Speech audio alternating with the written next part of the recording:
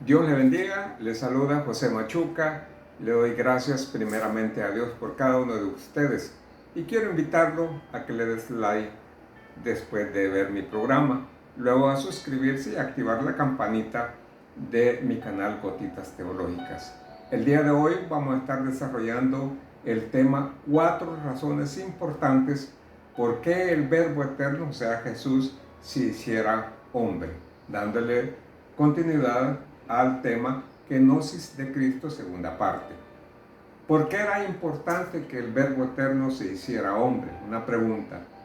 ¿Por qué no pudo simplemente hacer lo que tenía que hacer sin tener que hacerse uno de nosotros? O sea, la doctrina del despojamiento. El Verbo Eterno se hizo hombre por 4 razones, principalmente. Número 1, para darnos revelación. Número 2, para reconciliarnos con Dios. Número 3, para darnos liberación. Y número 4, ser mediador. Número 1, revelación. Era necesario que el Verbo Eterno se hiciera hombre para darnos la mayor revelación que nunca hemos tenido acerca de Dios. Hebreos capítulo 1, versículo 1 dice así: Dios, habiendo hablado muchas veces y de muchas maneras en otro tiempo a los padres por los profetas, en estos postreros días nos ha hablado por el Hijo, a quien constituyó heredero de todo y por quien asimismo hizo el universo, el cual, siendo el resplandor de su gloria y la imagen misma de su sustancia, y quien sustenta todas las cosas con la palabra de su poder, habiendo efectuado la purificación de nuestros pecados por medio de sí mismo, se sentó a la diestra de la majestad en las alturas. Al leer el Antiguo Testamento, vemos algunas formas en que Dios se comunicó con nuestros padres. Les habló por sueños, les habló por señales del cielo, les habló por medio de la ley, les habló por medio de los ángeles, por medio de los profetas, y hoy últimamente en Jesucristo Dios nos mandó su mensaje. Dios mismo vino a darnos el mensaje en persona, cara a cara, a los seres humanos. Qué hermoso eso, para darnos la mejor revelación que nunca habíamos tenido acerca de Dios. Dos ilustraciones que nos da este pasaje de Hebreos capítulo 1. Dice, Él es el resplandor de su gloria. Cuando nosotros vemos el sol, no podemos ver el sol, lo que vemos es su resplandor. Lo mismo nosotros. Por medio de Jesucristo, el resplandor de Jesucristo, conocemos al Señor. Entonces Jesús es la gloria de Dios, es la forma en que podemos conocer a Dios. La segunda ilustración que nos da aquí en este capítulo 1, los primeros versículos, dice que Él es la imagen misma de su sustancia. El término que se usa aquí para imagen es el término del sello. El sello es un objeto que se embarra de tinta y lo uso para dejar una impresión. A esta impresión se le llama verdad o estampa. Hay una sincronía entre el objeto, o sea, la figura del sello, y la estampa que él pone, que cuando tú ves la estampa, tú ves exactamente cómo es el objeto. Colosenses capítulo 1, versículo 15 dice así: Él es la imagen del Dios invisible, el primogénito de toda la creación. Esta es la más grande revelación que hemos tenido acerca de Dios.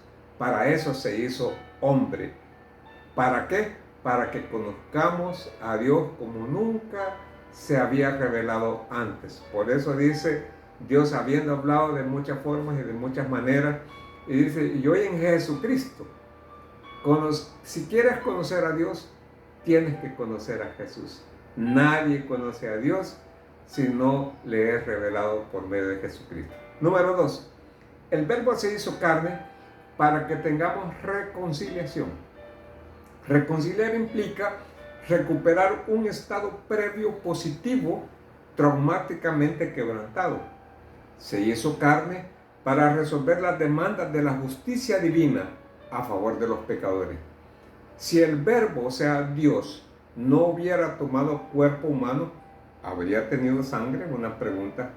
Era necesario que se hiciera hombre para tener sangre. Hebreos 9:22 dice así: y casi todo es purificado según la ley con sangre. Y sin derramamiento de sangre no se hace remisión. ¿Remisión de qué? De nuestros pecados.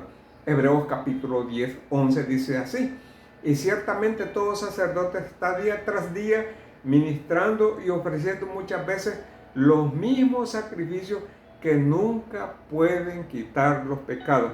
Ahora, leamos algunos versículos en Hebreos 9, 11, pero dice: pero estando ya presente Cristo, sumo sacerdote de los bienes venideros, por el más amplio y más perfecto tabernáculo, no hecho de manos, es decir, no de esta creación, y no por sangre de machos cabríos ni de becerros, sino por su propia sangre entró una vez para siempre en el lugar santísimo, habiendo obtenido eterna redención.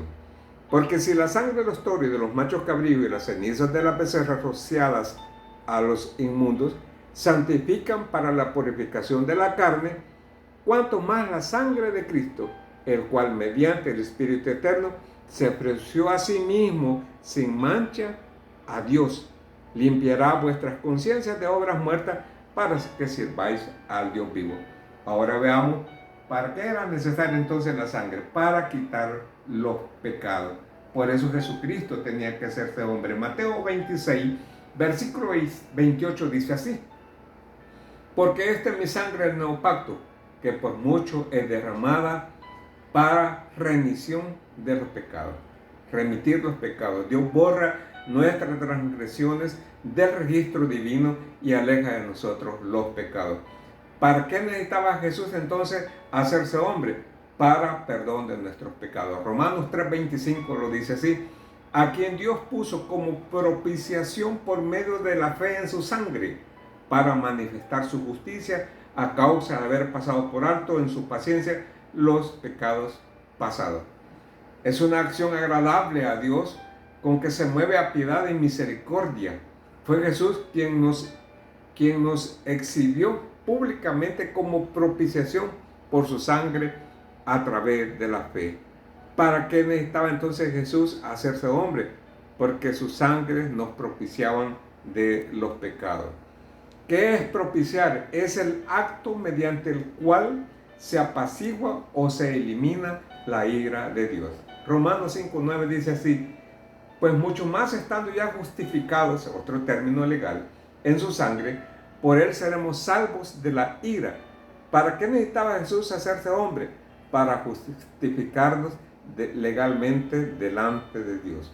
Efesios 1:7 dice así: en quien tenemos redención por su sangre, el perdón del pecado, según la riqueza de su gracia. ¿Para qué necesitaba Jesús, el Verbo eterno, entonces hacerse hombre? Para redimirnos delante de Dios. Colosenses 1:20 dice: y por medio de él reconciliar consigo todas las cosas, así las que están en la tierra como las que están en los cielos, haciendo la paz mediante la sangre de su cruz. Entonces, ¿para qué necesitaba el Verbo hacerse hombre?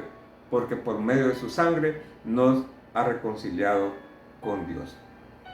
Ahora, para eso era necesario darnos una mejor revelación. Y número 3, para reconciliarnos con Dios por medio de su sacrificio y por medio del derramamiento de la sangre de ese cordero. Número 3, para liberación. Hebreos 2, versículo 14 y 15 dice así: así que por cuanto los hijos participaron de carne y sangre, él también participó de lo mismo, para destruir por medio de la muerte al que tenía el imperio de la muerte, esto es, al diablo, y liberar a todos los que por el temor de la muerte estaban durante toda la vida sujetos a servidumbre. Se hizo hombre para dos cosas. Número 1, en primer lugar, para anular el poder de Satanás. Éramos esclavos por naturaleza, esclavos de Satanás. Y con respecto a los pecados, para librarnos del temor a la muerte. Hebreos 2:15 dice: y librar a todos los que por el temor de la muerte estaban durante toda la vida sujetos a servidumbre. Este versículo está diciendo que antes de la encarnación de Cristo, todos los seres humanos estamos irremediablemente esclavizados a Satanás y estábamos influidos por el temor de la muerte. Jesús se hizo hombre para anular el poder de Satanás, gloria a Dios, que tenía sobre nosotros, y también para librarnos del temor a la muerte. La palabra librar significa librar de obligaciones legales. Ya no hay culpa sobre nosotros legalmente. Hemos sido justificados porque por medio del sacrificio de Jesucristo hemos resuelto ese problema. No fuimos nosotros quienes lo resolvimos, fue nuestro Dios por medio de su Hijo Jesucristo. Cuando tú eres libre delante de la ley, no tienes preocupaciones, te sientes seguro. Cuando uno sabe que hay ciertas leyes que son adversas, uno no tiene la seguridad, uno tiene temor. Por eso vino a anular el poder de Satanás que tenía sobre cada uno de nosotros por causa del pecado que había en nosotros. Éramos esclavos. Dijimos entonces, ¿por qué Jesús tuvo que hacerse hombre? Número 1, para darnos una mejor revelación de Dios el Padre. Número 2, para reconciliarnos con Dios. Y número 3, para la liberación del poder de Satanás. Número 4, y es la última, Jesús se hizo hombre para servir entre mediador entre Dios y el hombre. El trabajo de un sumo sacerdote. Se hace hombre el verbo para servir como sumo sacerdote e ser intermediario entre Dios y los hombres. Hebreos 4:15 dice así: porque no tenemos un sumo sacerdote que no pueda compadecerse de nuestras debilidades, sino uno que fue tentado en todo según nuestra semejanza, pero sin pecado. Acerquémonos pues confiadamente al trono de la gracia para alcanzar misericordia y hallar gracia para el oportuno socorro. La palabra ayuda es la misma palabra que en griego significa socorro. Venía el sacerdote, ofrecía un sacrificio para agradar a Dios a favor del pueblo.